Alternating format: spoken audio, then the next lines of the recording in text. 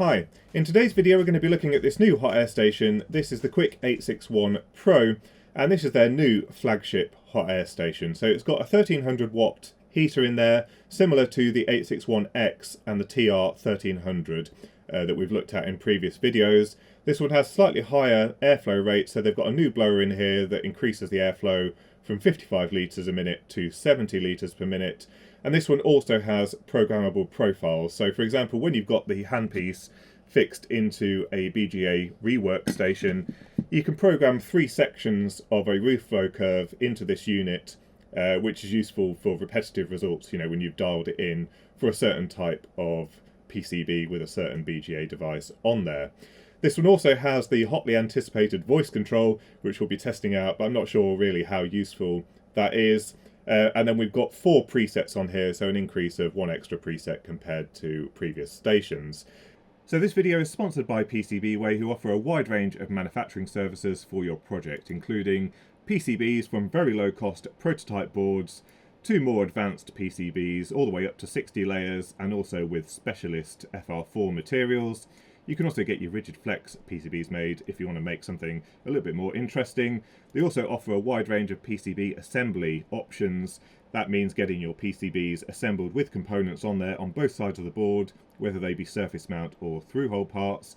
And they also offer some mechanical services such as CNC machining, 3D printing, sheet metal fabrication, and also when you're making something with a little bit higher volume, you can also get some injection molding done here. So don't forget to visit PCBWay.com. So this has the same form factor as the TR 1300A, but it's not the same form factor as the soldering irons. So although the soldering irons look fairly similar, the soldering irons are actually considerably smaller, and I think only about the width of this grey section on the front of the unit. So when you do stack them on top of each other, it doesn't quite look right. Now, as you can see here on the front, we've got the nice TFT, and then we've got all of the control buttons on here, more than we'd normally see on some of these units. So 4 presets, as well as a cool button to turn off the heater. No controls on the handpiece, so not like the Sugon where you've got some up and down buttons on here.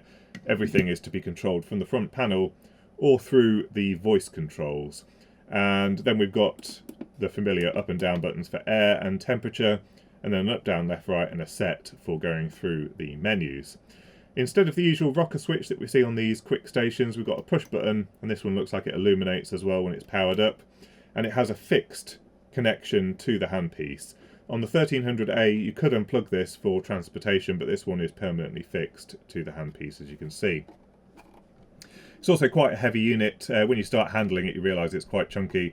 I think it's coming in at just under 4.5 kilograms in terms of weight, and it does feel like it's quite nicely made.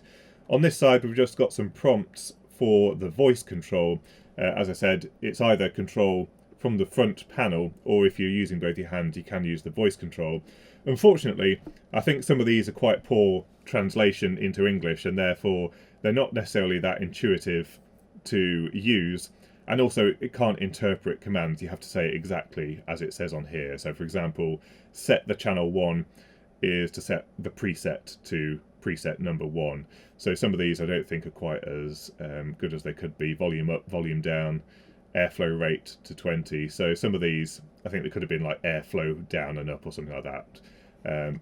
But it is what it is. I don't know how useful the voice control will be or how accurate it will be.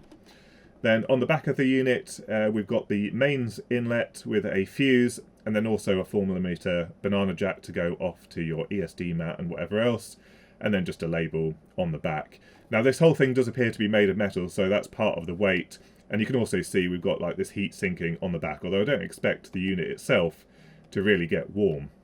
On the bottom of the unit we've just got some feet. These are screwed in, so we don't have the issue where the adhesive starts to come loose over time and we start losing feet, so that's quite nice. And then there's not really anything else to speak of. There's nothing else on the unit. In terms of the handpiece, it's exactly the same as all the other quick handpieces. They've not changed anything here. It still has the sensor in here that detects when it's in the cradle, so that it can cool off the heater and then turn off the blower after it's cooled down. And it also has the same base that we've seen on most of the quick stations, which also includes the section here to remove the nozzle from the end of the unit if you want to do it while it's still hot. So it comes with the same 4 nozzles that we normally see, so 5mm all the way up to 12mm. and these just push into the end of the heater. They're a friction fit, but they do stay in there quite firmly. Now I think my criticism here is, given this is their flagship model, I do think they should include a wider range of nozzles here. Perhaps some bent ones, but also some specifically designed for the removal of square and rectangular package devices. So, you know, they're fairly inexpensive to make, and it just adds to the hassle to try and buy all of these that are compatible with this unit when they could just include a better selection from the start. Exactly the same layout as the TR1300A here, the difference being we've got two PCBs rather than one large one, so we've got a power supply and a brushless DC motor driver, and then we've got the actual brushless DC blower right here, and this is really quite a large unit, definitely bigger than the 1300A, and then just at the front you might just be able to see we've got the front panel PCB. Here's our power supply PCB, and everything looks quite nicely made on here. Now in terms of the earth for this system, from the IEC connector it is bonded onto the chassis, and this power supply actually picks up the earth from the chassis just here. This is just for the metal oxide varistors for transient suppression, as well as for the capacitors that are forming part of the filter. We've got an inrush limiting resistor just here, as well as a common mode choke and a full wave rectifier. We've got 4 large Jamicon capacitors. These are our storage for our 350 volt DC rail. And then we've got 2 power supplies on here. So one of them is just a buck regulator. This is a low power supply. It seems to be for the LED on the front panel and maybe a bit of the electronics on the front PCB. But that's built around an SM7015, and it just uses this inductor here and an output capacitor. And then we've got another switch mode power supply chip just here, based around the CR6841. We've got the switching transistor here, and then the flyback transformer here, and then the output diode and choke and capacitor over here. And then you can see this large device here. This is a high power triac, and this is the triac that actually drives the heater. So all the mains is contained on this PCB. It's controlled through here, and then we've got our connection off to our heater on this 3-pin connector. Here's our motor driver PCB, and everything on here looks a lot smaller than on the TR1300A, despite the fact that it's driving a larger blower. We've got these little surface mount MOSFETs, whereas on the 1300A we had larger MOSFETs with heat sinks, but these have got some gate drivers, as you can see, feeding the 3 phases, so it's a 3-phase H-bridge basically, and then we've got a little brushless DC motor driver chip just here, and then our connection off to the front panel PCB.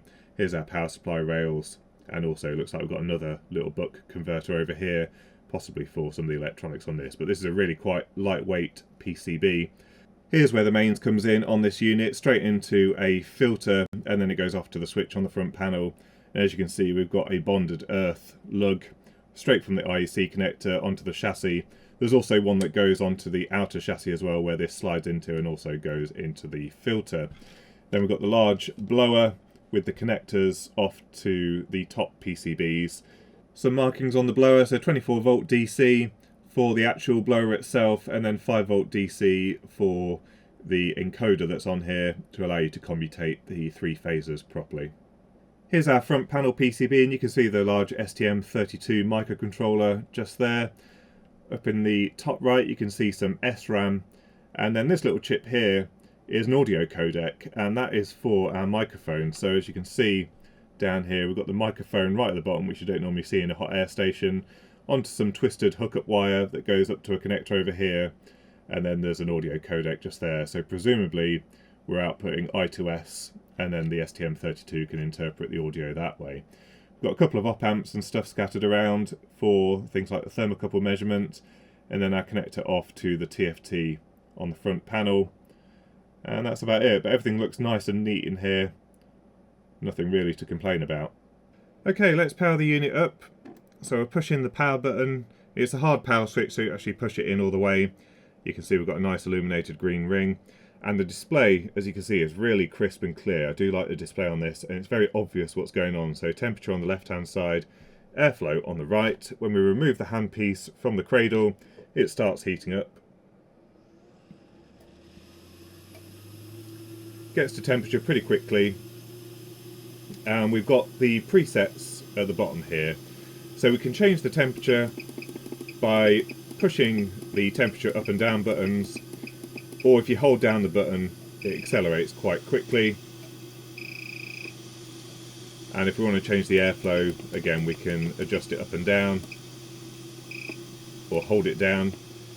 Now, at normal kind of airflows, the unit is quite quiet, but when we go all the way up to maximum,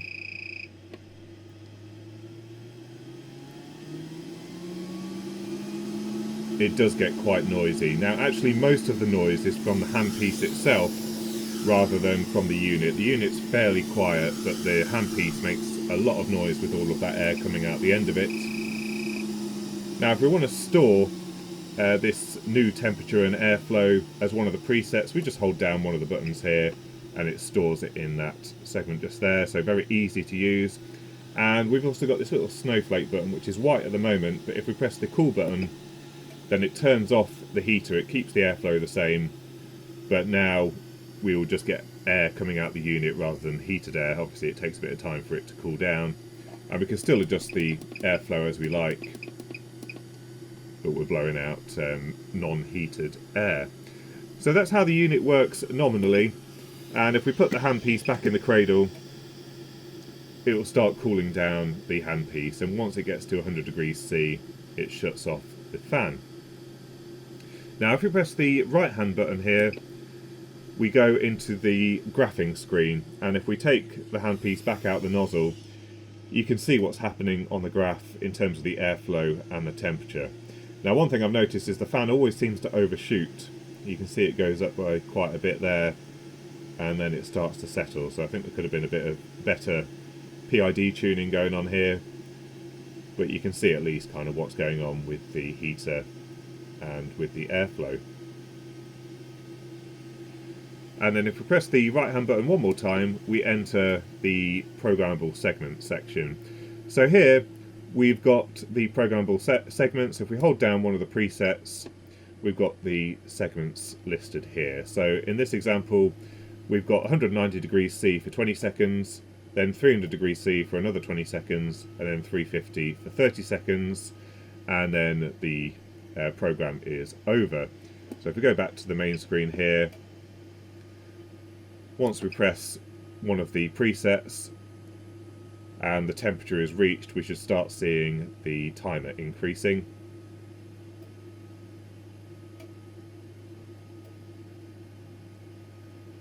Now there is this little graph symbol up here, but I haven't found a way of showing the graph while it's doing the segments.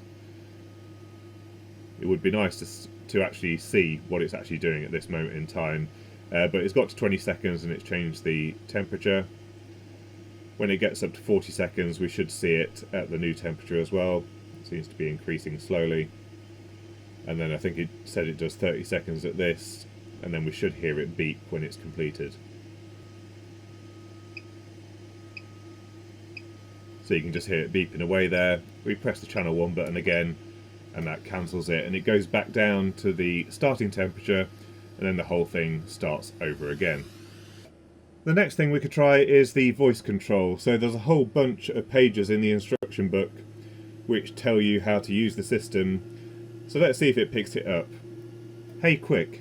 Hey, what can I do for you? Set the channel 1. Set the channel 1. So that sets the presets. Hey, quick. Hey, what can I do for you? 5 degrees up. 5 degrees up. Hey, quick. Hey, what can I do for you? Temperature to 200. Temperature to 200. Goodbye. Oh, I didn't like 200. That is a valid command. Temperature to 200. Hey, quick. Hey, what can I do for you? Temperature to 280. Temperature to 280.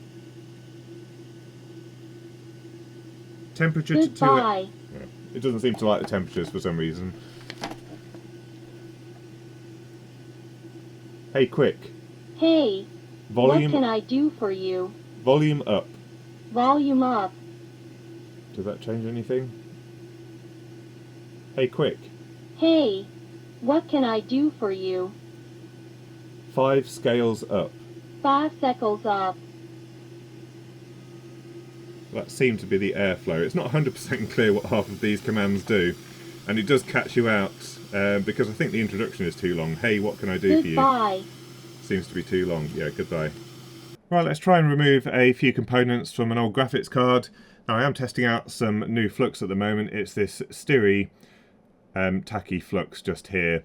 Now you don't really need flux for removing items, but it does help with making the board a little bit cleaner, and it can sometimes help with a bit of conduction of heat.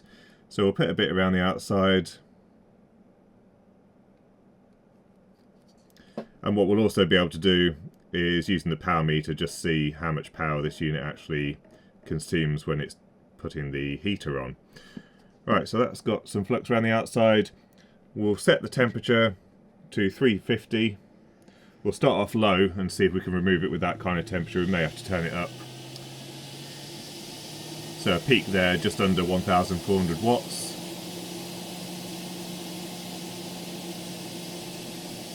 Bit of oscillation, and it looks like we've settled somewhere around 600 watts. So let's start applying some heat.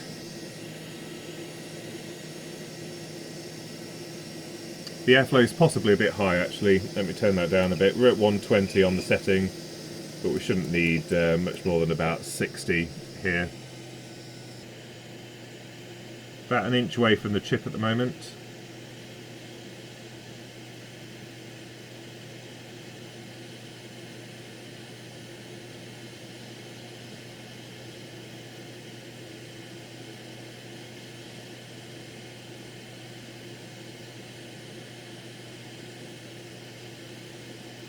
It looks like we won't manage it with that. Let's turn up the temperature to 400. Slightly over.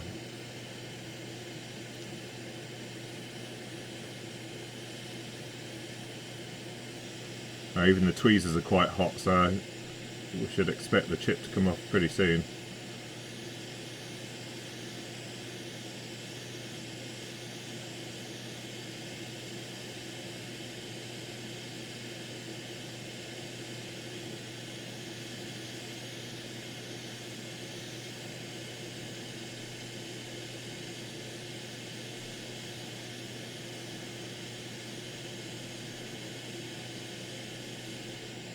And there we go. A lot of energy there to remove that part. Right, this board's got a fair ground plane on it, so we'll see how this one behaves.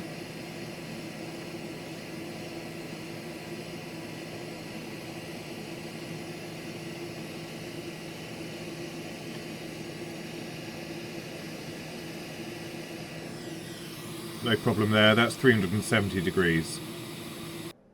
That's a look at the Quick 861 Pro, and I do like this hot air station very much. I think that the performance is there, and I do very much like the display on this unit. It's really clear as to what's going on, and I do also like the graphing function. But if you've already got a quick hot air station, you probably don't need to upgrade to this one unless you were specifically after something like the profiles that you can build in, because the performance is pretty much the same. The only thing that that extra power gets you from the heater here is a slightly quicker heat up time. When you're actually heating the board, as you saw on the power meter, you're only drawing a couple of hundred watts. You're never anywhere close to 1,200 watts that this heater can provide. Now, my main complaint really is it's a bit of a gimmick, but the voice control is not quite programmed right. I think because it was programmed by a non-English speaker, first of all, it doesn't quite understand some of the commands properly, but because it's all offline, you have to say exactly as it was programmed in, and so you will need to keep referring to that user manual, and as you saw, it doesn't always work properly, especially with the English accent. We've got all kinds of regional variations. It's going to struggle to understand some of those words from certain people. But other than that, the performance is there. It does work quite nicely. It's also really quite nicely made. So it is a solid unit, and if you're in the market for a new hot air station, then certainly this is one of the ones that would be in the running, but you probably don't need to upgrade to this one if you've already got one. So I hope you found the video useful. If you've got any thoughts or comments, don't forget to leave them in the comments section down below. Don't forget to visit our sponsor for this video, PCBWay, and until next time, thanks for watching.